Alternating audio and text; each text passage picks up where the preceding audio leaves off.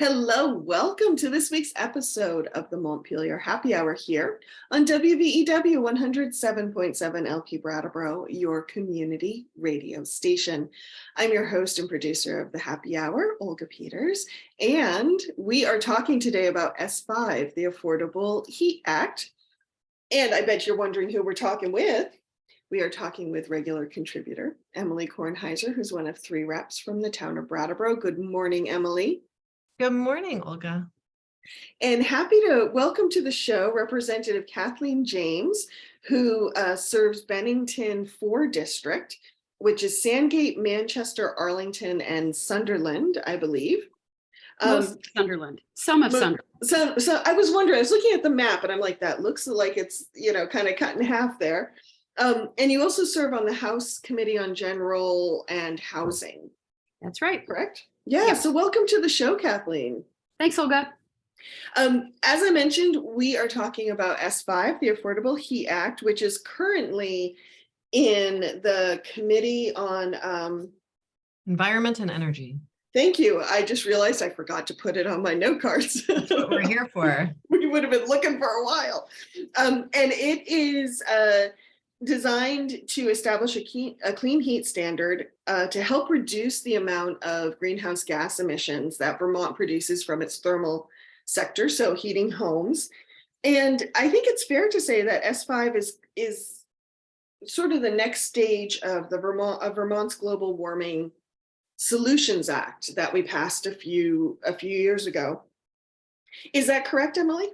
Yeah, so we passed the Global Warming Solutions Act, and that created a climate council whose job it was to figure out how we were going to meet our benchmarks targets that we had put into statute.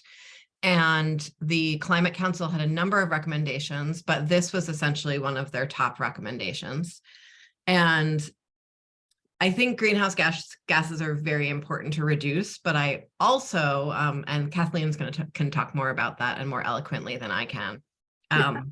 But in the midst of this bill, we had quite a summer in fuel oil prices. Mm-hmm. And, I heat my own home with oil, and my prices for my pre-buy, went up in really a terrifying way. And in the midst of that, war in Ukraine, pandemic, supply chain, all those things, it's getting emails from constituents.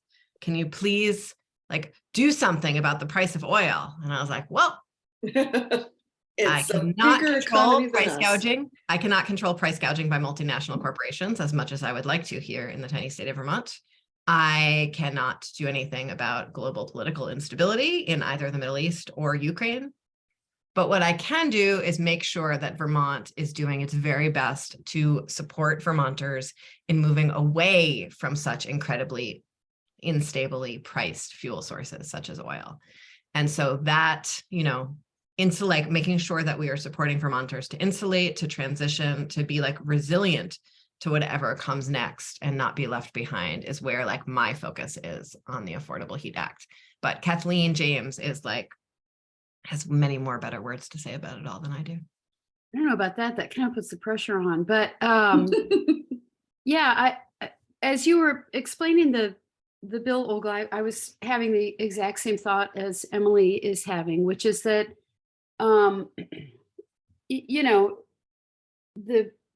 the main impetus behind the clean heat standard or the affordable heat standard is, of course, to put in place a mechanism that will help Vermont reach its, now statutory mandated emissions reductions targets. So that's one of the whys behind the bill. But the most important why behind the bill, and when you read the bill, you'll see how much of it is dedicated to this larger and deeper and in some ways more profound economic shift that the world is undergoing right now. And so if you want to put this bill in context, I get emails from constituents from time to time saying, if Vermont reduced its emissions to zero tomorrow, it still wouldn't make, much of an impact on global climate change.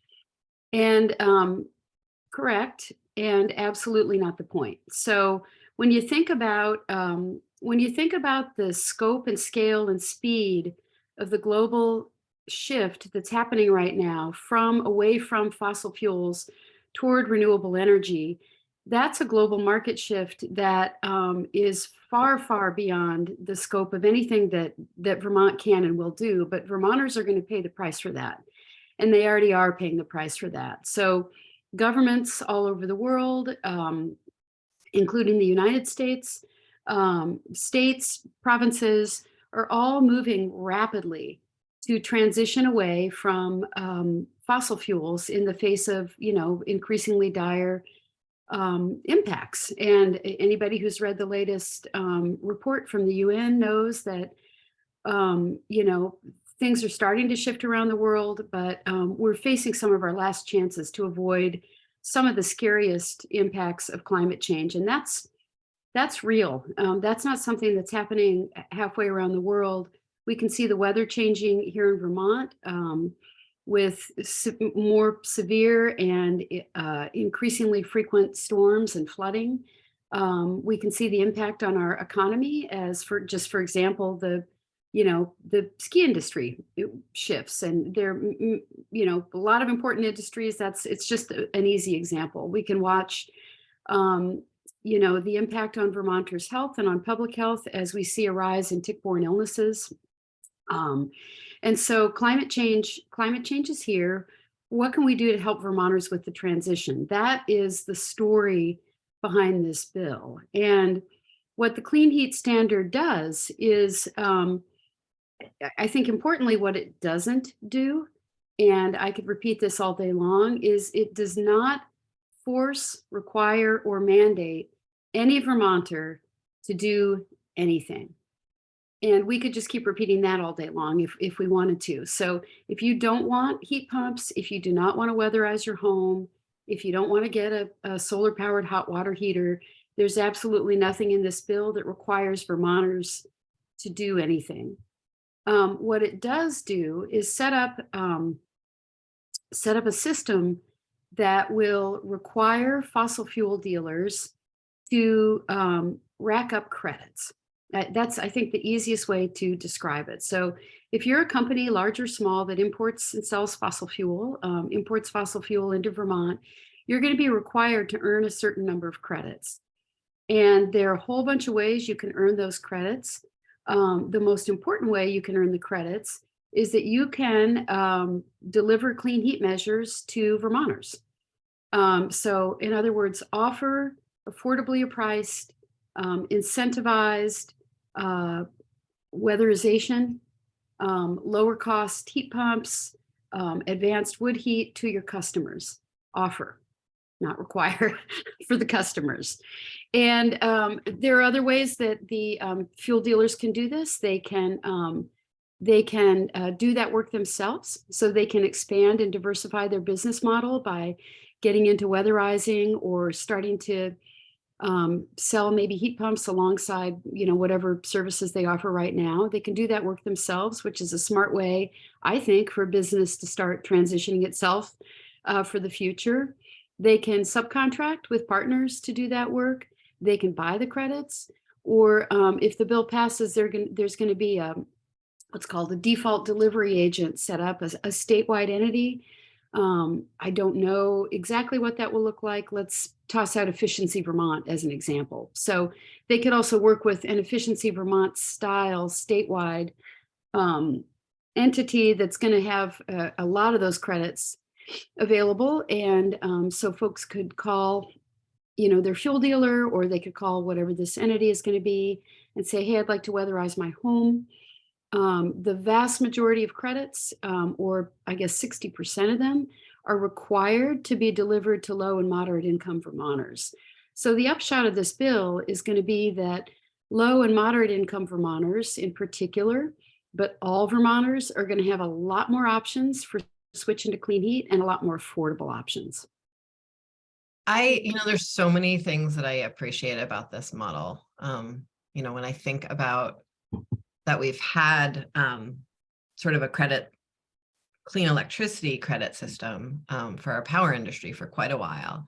And I see how really powerfully Green Mountain Power and other electric companies have moved into like thinking about resilient grids and electrical storage and supporting Vermonters to be thinking differently about how they get electricity.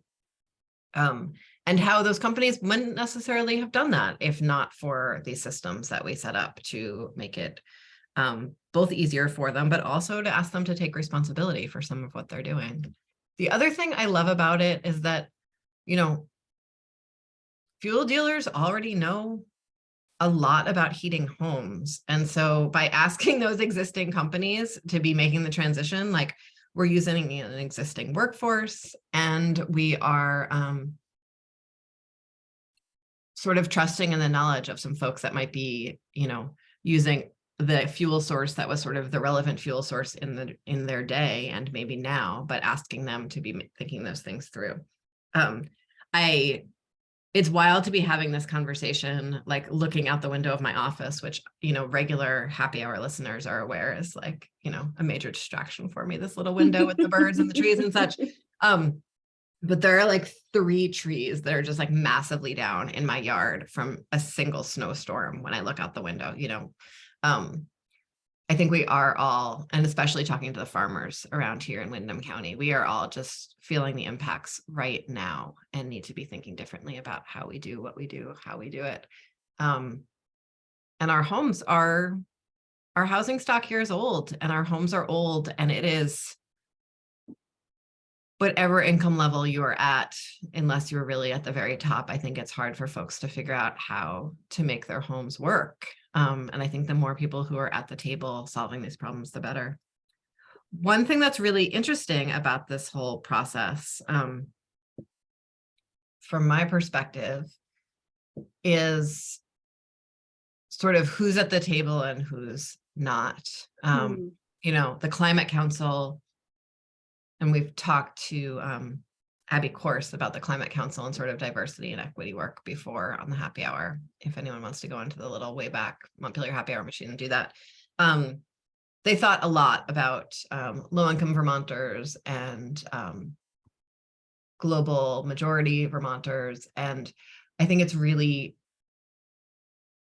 interesting that like as this bill has evolved over all these years, the real interest on the part of the legislature to make sure that fuel dealers are part of the conversation, that like we know that people who work for fuel dealing companies are, you know, our neighbors and they need jobs and, you know, they can be part of the solution.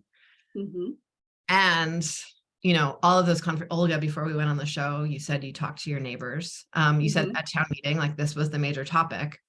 Yeah. And a lot of the reason that this was the major topic at many town meetings is because almost everyone in Vermont has a fuel dealer. Yeah. And fuel dealers are putting lobbying material with like some pretty significant misinformation into all of their customer envelopes.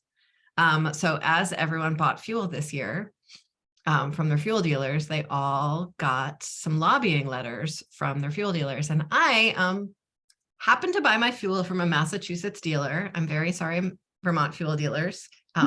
Moved into the house.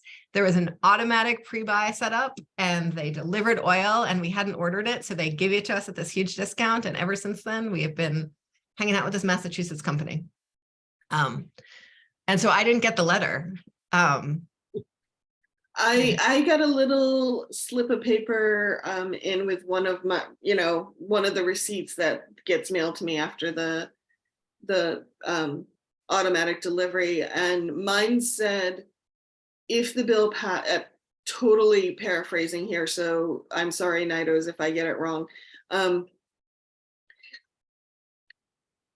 Oh goodness.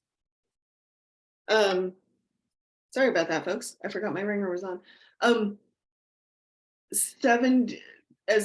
If the bill passes, it could add as much as 70 cents to a gallon of oil, which, as I understand it, came from a state source. It's not a source that Nidos made up. That 70 cents per gallon. Yeah, I'm happy to talk about that one a little bit. So I got the letter too. That testimony or that number came from Agency of Natural Resources Secretary Julie Moore in testimony that she gave on the Senate side. And it's not surprising that, the fuel dealers lobbying campaign seized on that number. Secretary Moore said herself, this is what's so frustrating about that number, said herself when presenting the number that this was a back of the envelope estimate and that it might very well be wrong. So, to put that number in context and to talk a little bit, I think about how the bill has shifted and changed. There has been since rebutting testimony indicating that Secretary Moore's back of the envelope estimate was in fact wrong. A couple things. First of all, we've already talked about the fact that a lot of folks' fuel prices went up $2 over the past year, and that's something that we have nothing in place to help folks address at all. Other states have enacted legislation similar to the Clean Heat Standard for transportation, admittedly. Oregon is a state that's done something similar and saw a very minimal impact on fuel prices. I think it was maybe 10 cents a gallon. But in some ways, Secretary Moore's inaccurate back of the envelope estimate and what's happened in other states doesn't matter a whole lot because the bill has built into it at this point some very significant mechanisms to make sure that we're keeping a really close eye on any impact in fuel prices that could happen as a result of this bill. So if fuel dealers are offering a lot more affordable and low cost clean heat measures to their customers, what's that going to cost them, and will they pass that price along in the form of raising fuel? So that's a legit argument, right? That's a legitimate discussion we need to have, and that's why. I think that's what a lot of people were concerned of at town meeting was how is enacting this act going to get passed on to the consumer? Yeah. So we've already talked about the fact that a huge swath of Vermonters will be eligible for a lot lower cost ways to switch if they want to. So what about the price of fuel? One thing that's built into the bill right now is a really robust check back mechanism. So what that includes is, I think, 2 or 3 significant reports back to the legislature, and then the whole thing will come back for a vote. So what I mean by that is, if this bill passes this year in 2023, the public and this is an unusual step. It doesn't usually work this way. The Public Utilities Commission will be required to spend the next 2 years basically designing and building the entire program, like writing all the rules, building the program from the ground up, right? So that will include a lot of public hearings. It will include public comment. Fuel dealers will be at the table for the design of those rules. Low income and moderate income folks are required to be, will be represented in all of those conversations. So everybody who's going to be impacted is going to be at the table to write those rules, and then plus the public hearings. That entire body of work, including these reports back to the legislature and a really Vermont specific cost benefit analysis. So exactly how will this impact fuel prices? What savings will Vermonters see? That is all going to come back to the legislature in January 2025.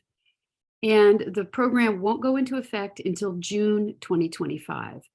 AKA, the legislature has an entire session in which to modify the bill and give it a thumbs up or thumbs down. So when I hear that, Kathleen, when I hear that, I think, okay, that's really reassuring for some folks who are like freaked out by not knowing what the numbers are. And then I have a whole bunch of constituents who are freaked out that we're not acting fast enough. And so I want to sort of make sure that we're sharing both sides of this conversation. is that anything we do, even if it goes into law immediately, always has a frustratingly long amount of time before anything can be implemented, because people need to actually do the work to make it happen. So, we passed the child tax credit. It took a year before people started getting the tax credit. And that's just like, money, right? Like, we create a new program. Sometimes it takes 2 years before that gets off the ground, even though the law goes into effect immediately. And so what I really, really like about this mechanism as it came out of the Senate is it like manages to actually have its cake and eat it too, right? We are absolutely accepting that like things take a little bit of time to get off the ground, even if they're effective immediately. And so we use all of that setup time to make sure that we're doing things the way we want to be doing them and to have that check back. So sometimes in the legislature, we just create studies and then we study the thing and then the thing comes back to us and then we decide if we want to make a law or not. And that's great, but sometimes it's like moving at this, slower than molasses.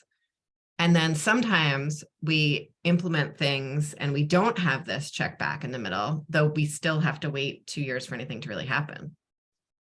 And so I love that we used that like setup rulemaking period as a period of studying, because it really, I feel like, acknowledges the limitations of government and government speed while like making sure that we know what we are doing before we do it. And that's like, I love that. That's a good point. And I think that it's important for folks to understand that the check back period that the Senate added, or the check back from the legislature, actually it doesn't push back the date of the bill. I love that. Yeah, so it would still, what pushed back the date of the bill was, last year's veto. Yes. But the standard would still go into effect in 2026, assuming that the legislature, kind of reapproves it in 2025. So that timeline doesn't change.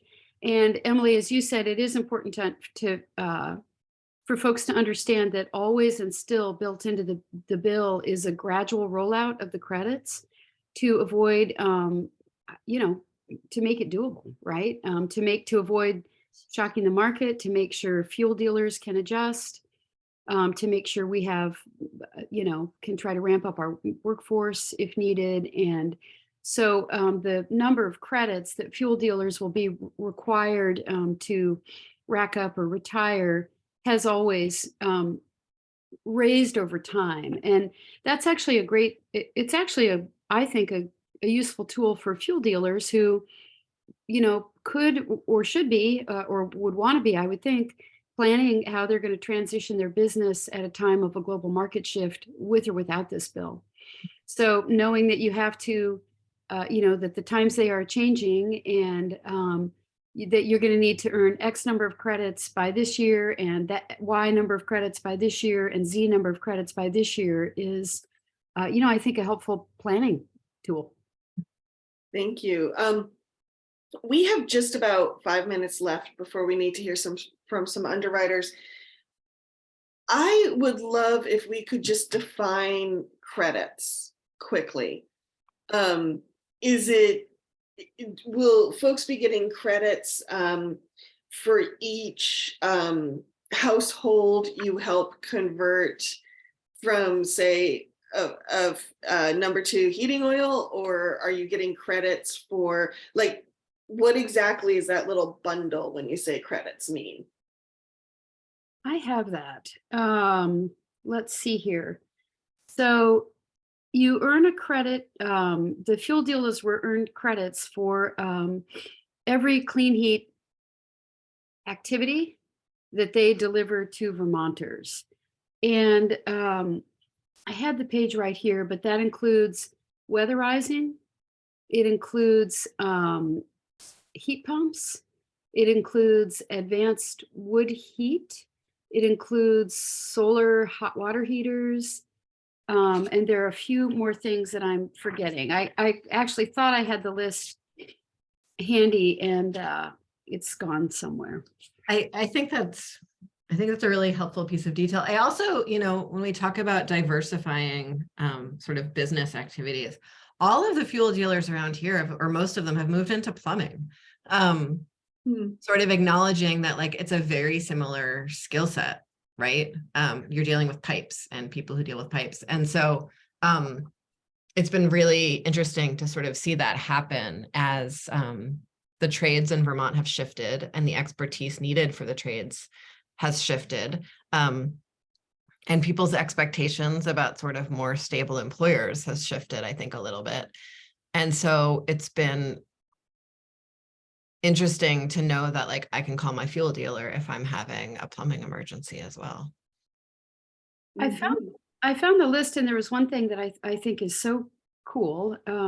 I left off a few things, so it's a wide range of clean heat measures. But one thing, as the bill is currently structured, I hope this stays in there, is the replacement of a manufactured home with a high efficiency manufactured home.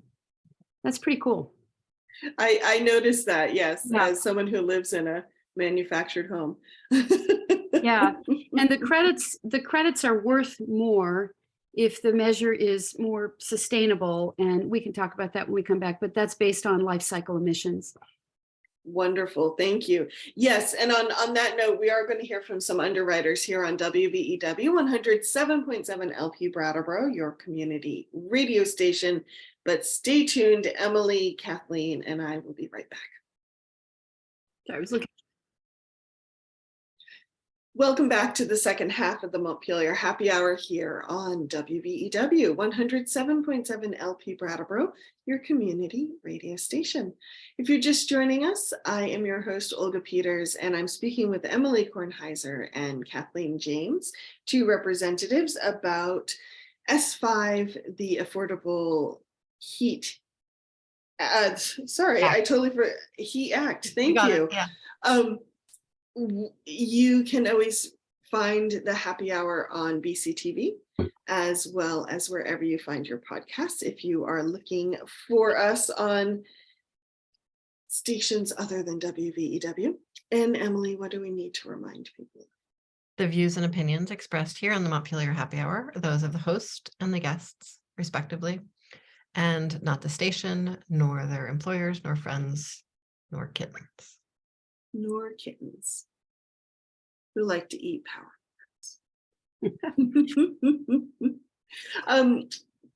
Kathleen, before the break, we were talking about some of the nitty-gritty of the Affordable Heat Act, and we were talking a little bit about what this might mean for consumers.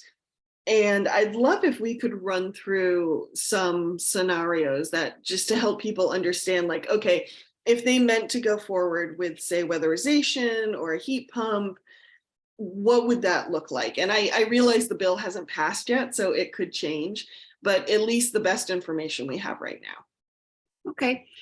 Well, the estimates I've seen are that over time, I think by 2030, Vermonters who take advantage of all the much broader range of incentives and pricing that could be available through this act if it goes forward, will save a total of $2 billion. So we're looking at potentially very, very significant savings for Vermonters as a result of the things that they're going to be able to do. And we also need to remember, too, that there's going to be a lot of federal money flowing into the state from the Inflation Reduction Act and the IIJA,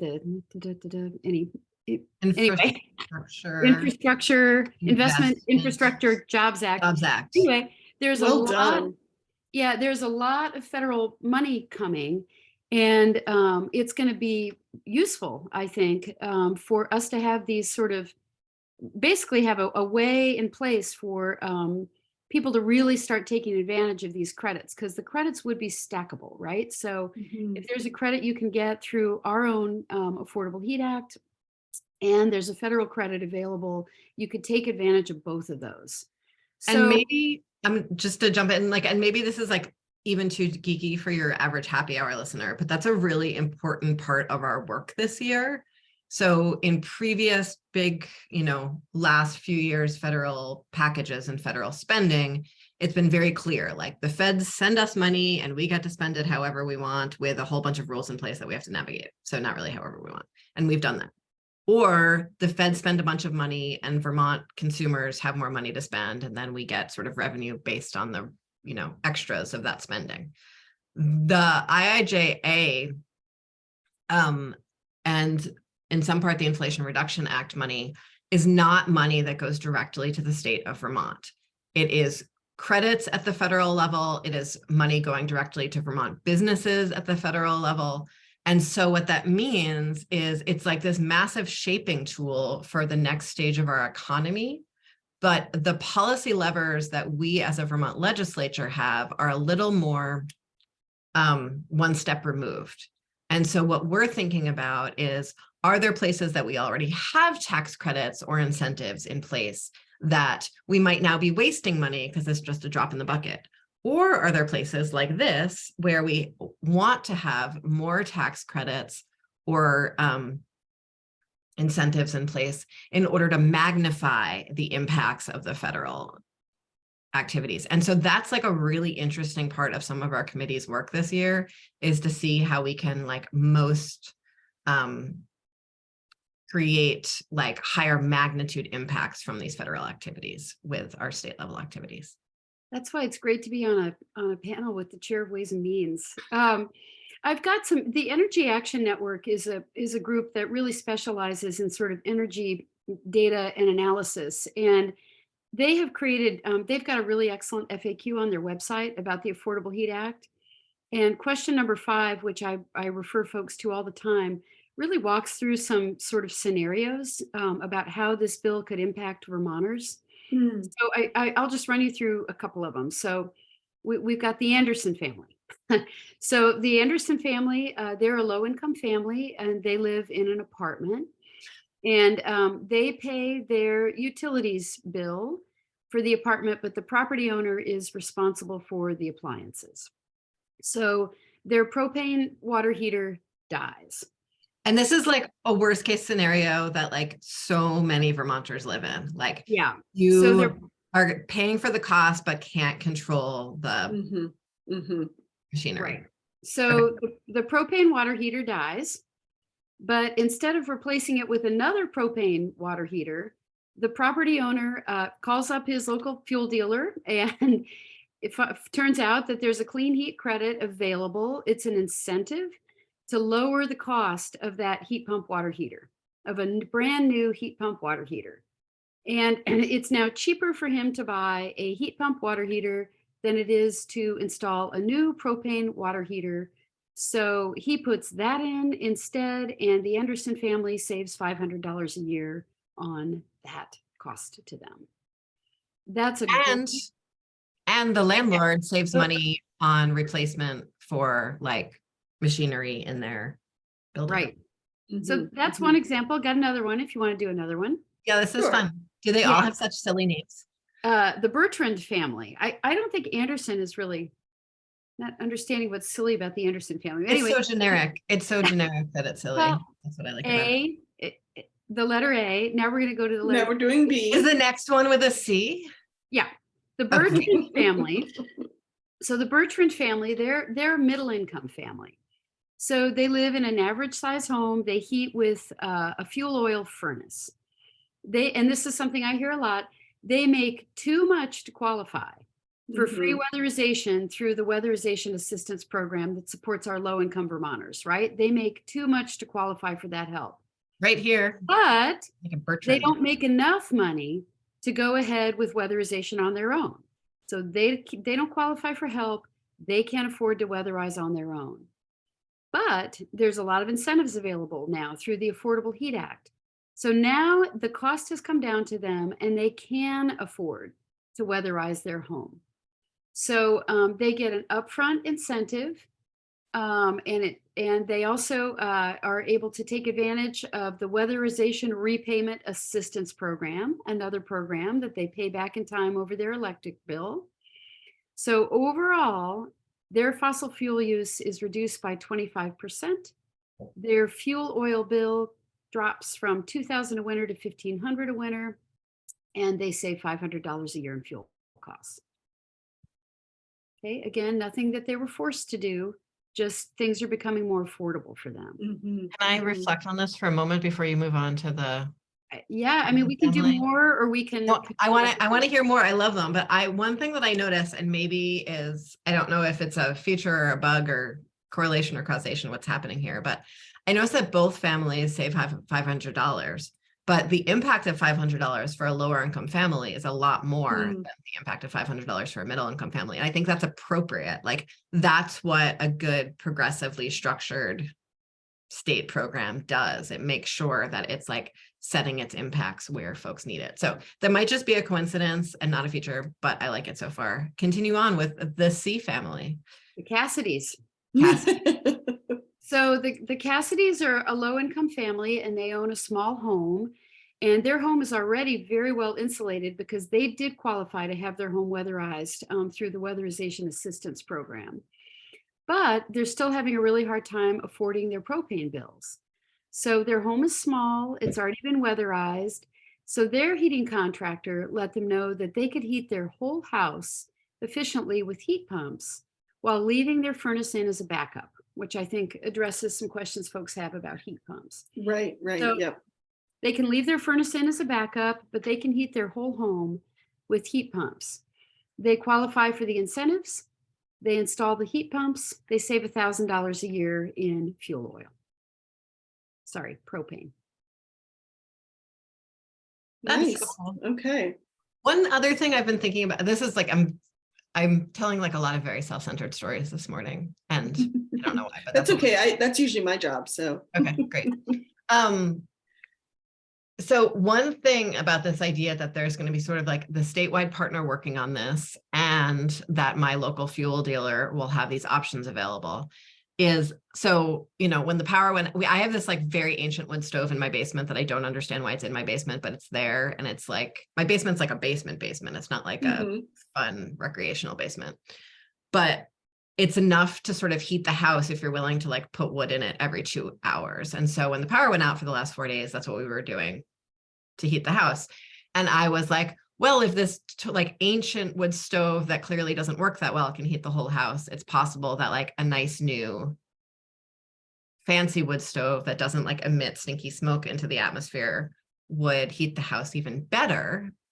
And I know that there are some sort of incentive somewhere for swapping out my wood stove, because I've heard that in the legislature.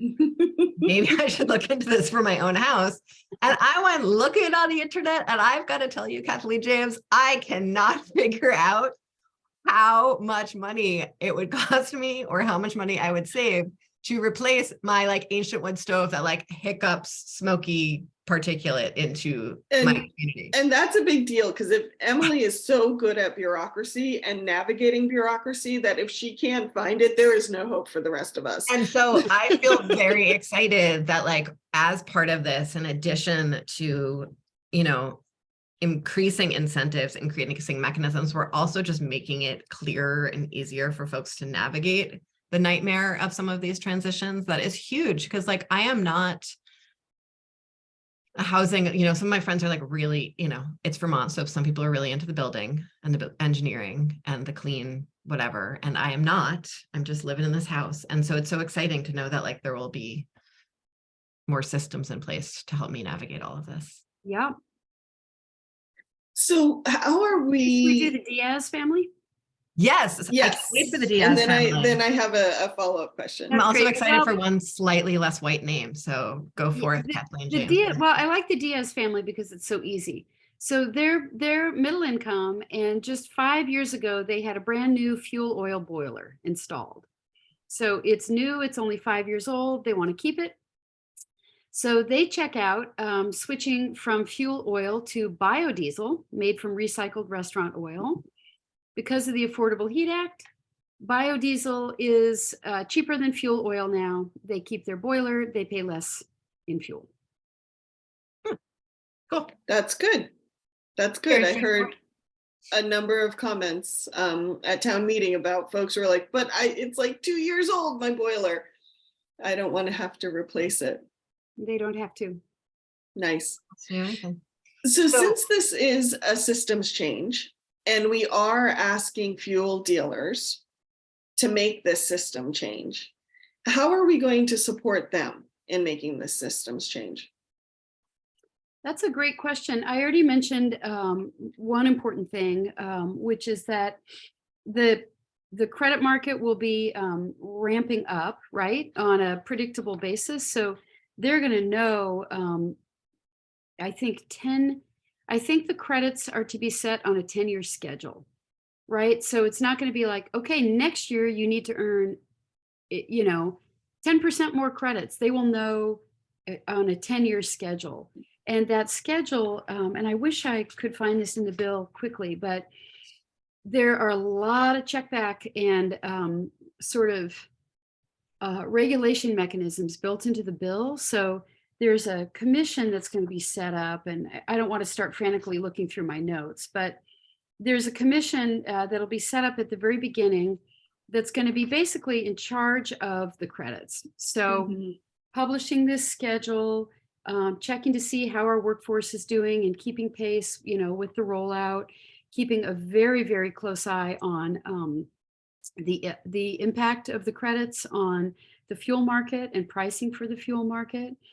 And the fuel dealers are going to be strongly represented on that commission.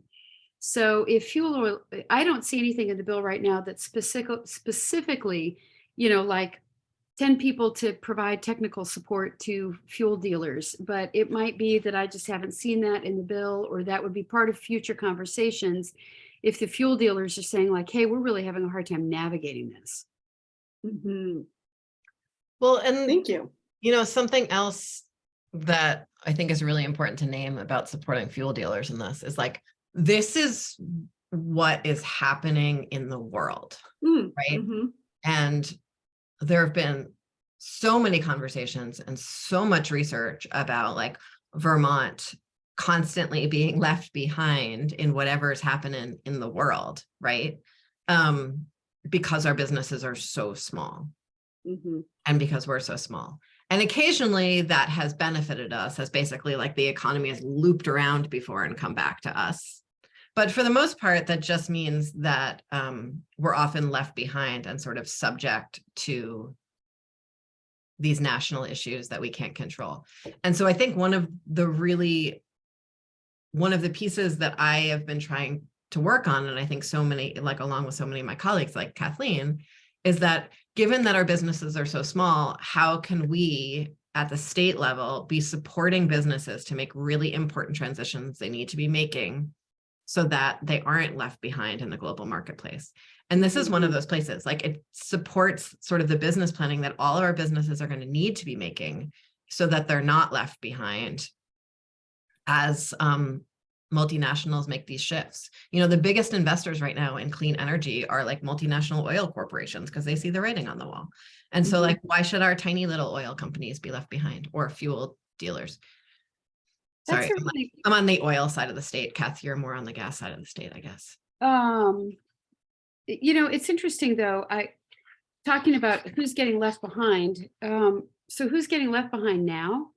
Well, right now, in terms of just Vermonters, the folks who can afford to weatherize, the folks who can afford to buy heat pumps, the folks who can afford to buy, a high efficiency, super expensive wood heating system are doing it. There's nothing holding them back, and they're all doing it.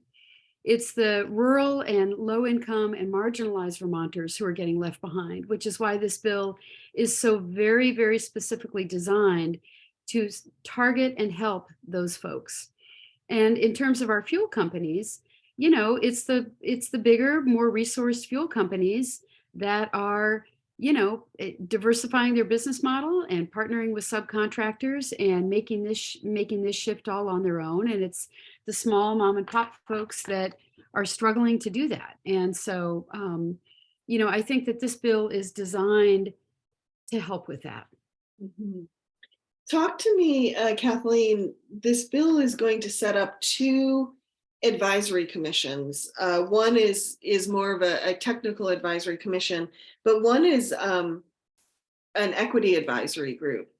Talk to me about the role of that group, please. Yeah, I think it's going to play a really, really, really important role. And it's something that's really getting lost in the conversation. So we've already talked about the fact that 60% of the credits need to be delivered to low and moderate income Vermonters. I think that's, in terms of the residential part, that's, I think, really important. So that the equity advisory group would be created right away to make sure that when the clean heat standard is implemented, assuming this goes ahead, that those credits are delivered to low and moderate income Vermonters. And really, most importantly, this will be right in law. This will be part of the bill that Vermonters with low and moderate income are not negatively impacted in their ability to afford heating fuel. So it says it right here in the bill.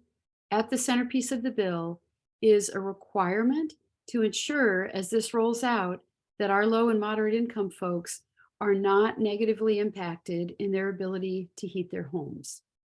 And so this equity group is going to have to, it's going to include like a wide range of folks who are going to be appointed to it, including people with, lived experience. Fuel dealers will be on there, I believe. Sorry, I'm not looking at the list right now. But they're going to have to provide strategies for engaging low and moderate income Vermonters in the development of the program. So the voices are going to be at the table from the beginning. Assessing whether customers of low and moderate income really are being fairly served by this and how we might increase that equity. They're going to be in charge of identifying any actions we need to take to provide customers with better service and to mitigate any fuel price impacts that this bill might entail. Recommending additional programs. Rosie is super excited about this part of the bill. Recommending additional programs. I mean, the equity component of the bill is really, really significant. And it sounds like a model for other bills, even for other bills. Yeah. And sorry, I did find the list of folks who will be on this commission or the advisory group, which I think is really meaningful. So I know this is wonky, but I'm going to read it to you. So the Department of Public Service, DCF's Office of Economic Opportunity, the community action agencies. So over in my neck of the woods, that's Brock, Efficiency Vermont, individuals who are with socioeconomically, racially, and geographically diverse backgrounds, renters, rental property owners, the Vermont Housing Finance Agency, and a member of the Fuel Dealers Association. So I think that's a promising equity group. And they're going to be required to make sure that if this goes into law and as it rolls out, that the way it's designed and the way it actually happens in the real world does not have the negative impact on folks that the fuel dealers are scaring people about right now. I just want to say, everybody has the right. This is a democracy, right? Everybody has the right to lobby on this bill. So while I wasn't happy to see what I thought was an inaccurate 70-cent flyer in my heating bill, I don't like scare tactics. I don't like misinformation. Everybody's voice needs to be at the table, and we do need to hear from everybody on this so that we can design the best bill possible. I totally agree with you. I think there's a lot to discuss about this bill. I think even using market mechanisms at all and cap and trade systems like we're using, there could be a lot of interesting debate about. But when we aren't using accurate information for these debates, as at my town meeting this week, some people were not using accurate information for debates around fairly tiny issues, and the record wasn't being corrected. And I think when we do that, it means that we don't have the space to actually be debating what is true and what does matter. And then we're really all losing out from that because those debates need to happen. I just want to make sure that we remind Happy Hour listeners how a bill becomes a law. So in a little schoolhouse break intermission here, before we close up, I want to be clear, this bill originated in the Senate. The Senate committee worked on it muchly. It went to the Senate Appropriations Committee where they amended it muchly. And then it went to the Senate floor where I believe there was perhaps another amendment on the floor. I'm not sure. And then it passed out of the Senate. It did that before a crossover deadline. And so the House is planning to pick it up. It got referred on first reading in the House to the Environment and Energy Committee in the House, where it will be debated again and muchly and likely amended, because we all want to touch our little fingers all over everything all the time. And then it will again go to the Appropriations Committee in the House, where again, fingers will touch it. And then it will come to the House floor for debate, possible amendments. If it passes from the House floor, that will go to the governor. The governor will have the options of either signing it into law or vetoing it, or letting it pass without his signature, which is something that does not happen in every state, fascinatingly enough. It's not an option in all states. In many states, not signing is a veto. It's considered a pocket veto. That's what a pocket veto is, in case anyone ever. Anyway, and then if the governor does veto it, which all signs point to yes on this one, then it would need to come back to the House and Senate for a possible veto override vote, where we would need to have a 2/3 vote in order to override that veto. In both the House and Senate, you cannot amend a bill during a veto override. I skipped the conference committee part, which I was going to say that was disturbing. You skipped the conference committee. I skipped the conference committee. I'm going to back up. Before it goes between if the House amends it and passes it, it has to go back to the Senate for them to either approve our amendments or offer further amendments. And that all has to be voted in the House or Senate.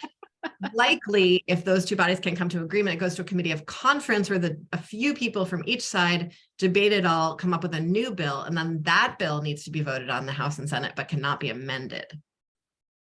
And then it goes for all the governor stuff. So that was like a super failed Schoolhouse Rock. Sorry. So when all is said and done, assuming that there's, assuming or estimating, or if there is a veto override, we're looking at June. Yes. And many people will have many conversations between now and then. Yeah. And then even if the bill passes, it will have a ramp up period. So it won't go into effect. Like, we won't really see a lot of the changes until what, 2025? No, it would come back it would get all built out over the next 2 years with a detailed cost benefit analysis and a zillion reports back to the legislature. Okay, not a zillion, I think 3. Then the whole thing would come back to the legislature for another round of voting in January 2025. And if it passes, then the bill would start phasing in 2026. Gotcha. Thank you. Thank you. With a strong upfront focus on low and moderate income Vermonters. So a couple years out. Well, wonderful. Thank you. So this is all the time we have on the happy hour today, but I want to thank Representative Kathleen James for joining us to talk about the Affordable Heat Act, aka S5. Kathleen, if people want to learn more about you, where can they go? Oh, I have a website. Yes, and that URL, I just think if they Google me, kathjames4staterep.com. Great. kathjames4 staterep.com. And then also, because I'm of a certain age, I'm more active on Facebook than Instagram. So that's Kathleen James, VT State Representative. Okay. But if you Google, I just did it. If you Google Kathleen James Vermont, all of those things come up. Okay, phew. Yeah. Wonderful. We'll also link to those in the show notes. So if anyone wants to reach out to you. Emily, if folks want to find you, where can they go? Folks can go to emilykornheiser.org to find my website and all of my social media, hooks, email, phone number, whatever works for you. Look forward to hearing from you. Wonderful. Thank you. And as always, you can find the Montpelier Happy Hour every Friday at 2 p.m. on WVEW 107.7 LP Brattleboro, your community radio station, wherever you find your podcasts, as well as BCTV and thanks to BCTV, many of the PEG stations around Vermont. So everyone, have a wonderful weekend. Take care.